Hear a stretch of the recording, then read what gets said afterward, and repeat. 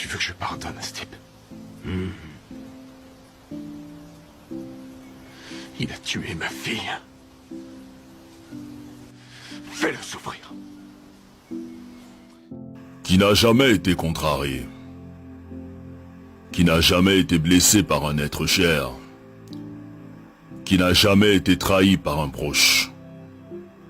Bien sûr, tout le monde a déjà été contrarié. Et il arrive que lorsque la blessure est trop profonde, on a du mal à pardonner.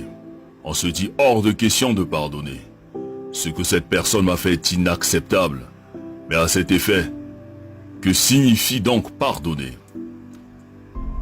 Pardonner, c'est le fait de ne pas tenir compte d'une offense qu'on t'a faite, d'une erreur, d'une faute. C'est le fait de renoncer à punir, de renoncer à se venger, de renoncer à rendre le mal par le mal.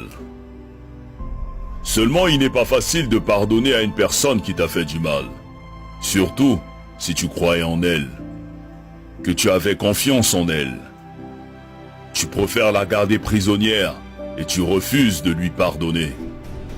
Le souci est que lorsque nous refusons de pardonner, nous nous constituons nous-mêmes comme étant prisonniers.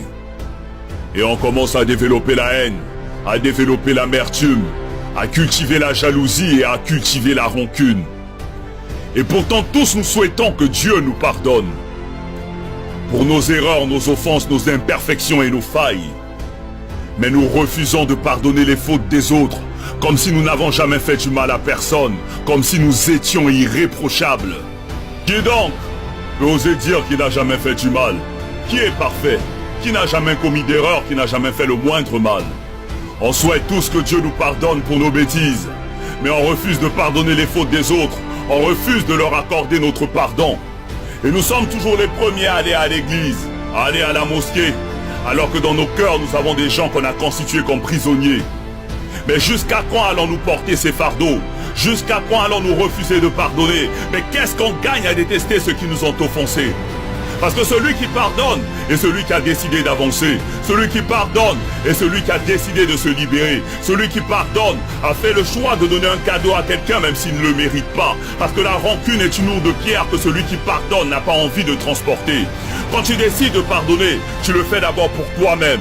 Tu le fais pour avoir la paix. Tu le fais pour avoir la tranquillité. Tu le fais pour être libre. Parce que celui qui refuse de pardonner est un meurtrier qui s'ignore. Pardonner, ce n'est pas oublier, ni cesser d'aimer, mais c'est se libérer d'un fardeau, c'est se soigner, c'est relever la tête, c'est prendre son chemin avec le sourire pour avoir un meilleur lendemain.